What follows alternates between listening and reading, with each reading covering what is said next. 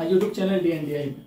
दोस्तों आज हम बात करेंगे DNA के बारे में, वाटसन और क्रिक के मॉडल के बारे में। ठीक है फ्रेंड्स, अक्सर क्लास 12, क्लास 11, क्लास 10 इन सभी एग्जाम पॉइंट ऑफ व्यू में DNA की डबल हेलिक्स मॉडल के बारे में पूछा जाता है। तो आज हम उसे मेनली डिस्कस करेंगे, उसके सारे पॉइंट ऑफ व्यू के बारे में।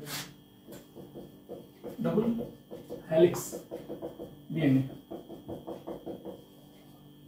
इसका जो मॉडल होता है डबल हेलिक्स मॉडल, ये हमें दिया गया था किसके द्वारा? ये हमें प्रपोज किए थे वाटसन, फ्रांसिस वाटसन और क्रिक के द्वारा 1953 में। ठीक है फ्रेंड्स, लेकिन अगर आपसे ये पूछा जा रहा है कि DNA वर्ड की डिस्कवरी किसने की, तो आप बोलेंगे फ्रेडरिक माइसर ने। Friedrich Miescher. ठीक है फ्रेंड्स, DNA वर्ड की डिस्कवरी फ्रेडरिक माइसर ने की थी और DNA का जो मॉडल होता है वो दिया था वाटसन और क्रिक नामक दो साइंटिस्ट ने 1953 में। ठीक, आइए हम सिंपल सा बारे में, अगर ये हम जानते हैं कि DNA डबल हेलिक्स होता है, तो हम एक डबल हेलिक्स मॉडल बनाएंगे DNA का। ये फ्रेंड्स, ये डबल हेलिक्स हो गया। उनके फ्रेंड्स, आप थोड़ा सा एडिट कर दीजिए इसको, इस डायग्राम को हल्का सा एडिट कर दीजिए आप अपने हिसाब से, जिस आपको अच्छा लगे उस हिसाब से। लेकिन आप जानते हैं कि DNA डबल हेलिक्स होता है, तो आप डबल हेलिक्स ही रखेंगे। ठीक है, इसके बीच में आप नाइट्रोजनी बेस बना दें। आप फ्रेंड्स बहुत अच्छे जानते हैं कि DNA के जो बेस होते हैं, नाइट्रोजनी बेस, वो चार तरह से मिलकर बने होते हैं। एक आपका होता है एडनिन, दूसरा साइटोसिन, तीसरा थायमिन और चौथा ग्वानिन। ये आप जानते हैं। ये सेम अगर RNA नाइट्रोजनी बेस पूछ रहा है तो आप एक प्लेस कर देंगे उसमें से। ठीक है फ्रेंड्स, थायमिन की जगह पे आप यूरेसिल कर देंगे। ठीक, अब हम ये हमारा DNA का डबल हेलिक्स मॉडल, ये जहाँ पे भी लाइनिंग हो रही है वो बनी होती है फास्फेट और शुगर मॉलिक्यूल्स। अगर आपसे पूछा जा रहा है कि DNA का शुगर जो होता है, DNA के पास जो शुगर होती है किस टाइप की होती है, तो आप बोलेंगे पेंटोज की। अगर ये चीज RNA में पूछी जा रही है तो आप बताएंगे वो राइबोस टाइप की होती है। यानी RNA में जो शुगर होती है वो राइबोस टाइप की होती है और DNA के पास जो शुगर होती है वो पेंटोज टाइप की होती है। ये आप भूलेंगे नहीं फ्रेंड्स। ठीक है, और DNA के पास अगर आपको कोई चार्ज पूछ रहा है तो आप बोलेंगे DNA जो होता है हमेशा नेगेटिवली चार्ज होता है, क्योंकि उसके पास फास्फोरस पाया जाता है। ठीक है फ्रेंड्स, ये छोटे छोटे क्वेश्चन है जो आपको डाउट में डाल सकते हैं। ठीक, आप ये भी जानने की कोशिश करेंगे कि जो DNA होता है उसका फुल फॉर्म डीऑक्सीराइबोन्यूक्लिक एसिड है। ठीक है फ्रेंड्स, अब इसके नॉमिनेशन के बारे में हम थोड़ा डिस्कस कर लेते हैं। जहां जहां हमने बेस पेयर लगाया वहां पे हमें एक छोटा सा क्लिप लगा दे दिया है। ये हमने क्लिप लगा दिया छोटा सा, बस एडिट के लिए, और कुछ नहीं है फ्रेंड्स। ये हमने हर जगह लगा दिया।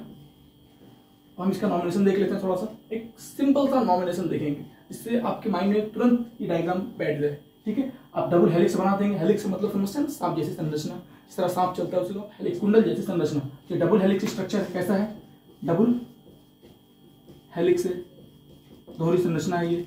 और चीज क्या है? दूसरी चीज क्या है? ये जो हेलिक्स बना है वो दो चीज से मिलकर बना है, पहला शुगर और दूसरा किससे मिलकर बना है? Phosphate, PO3।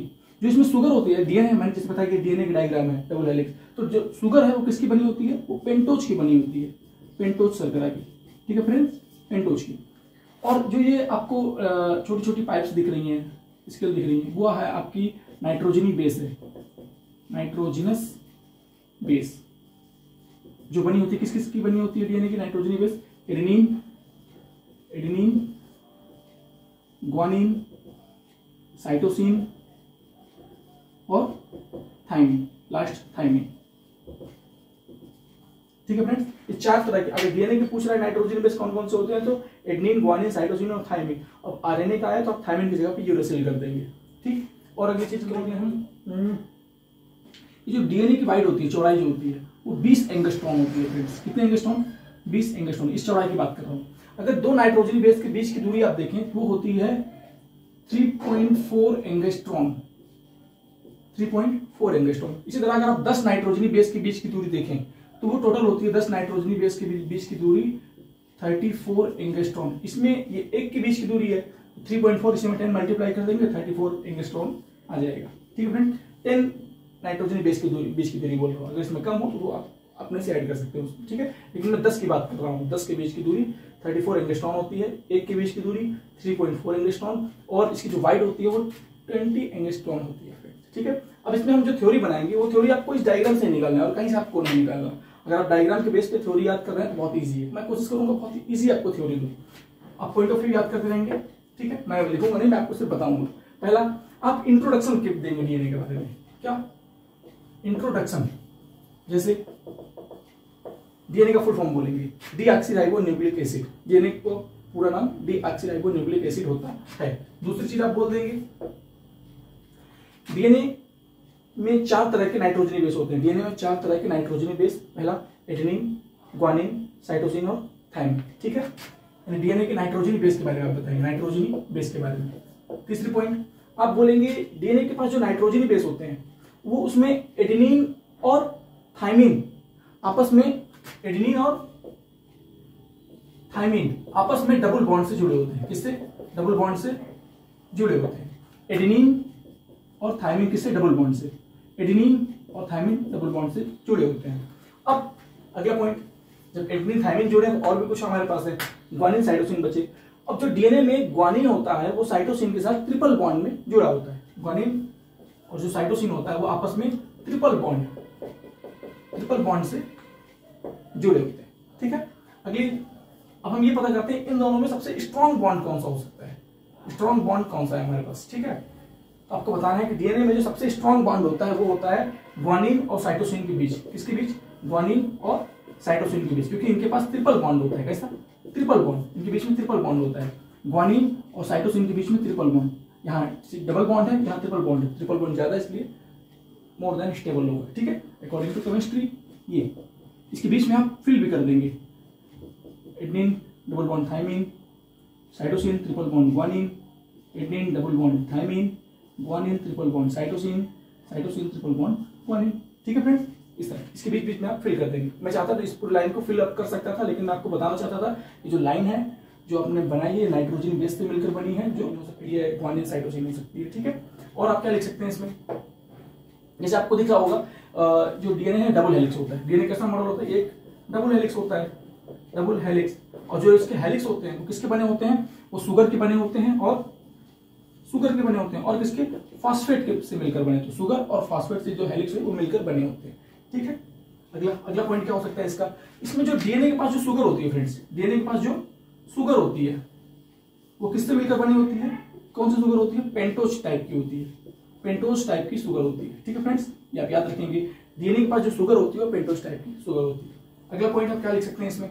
अगला पॉइंट आप लिख सकते हैं जो एक नाइट्रोजन बेस के बीच की दूरी जो होती है, one nitrogen base, only one nitrogen base जो होता है उसके बीच की दूरी होती है 3.4 एंगस्ट्रॉम, ठीक है। इसी तरह अगला पॉइंट आप बना सकते हैं, जो जब एक नाइट्रोजन बेस की दूरी क्या होगी? 3.4 एंगस्ट्रॉम, तो आप 10 नाइट्रोजन बेस की बीच की दूरी देखेंगे, 10 नाइट्रोजन बेस की बीच की दूरी देखेंगे तो 34 एंगस्ट्रॉम होगी, ठीक है।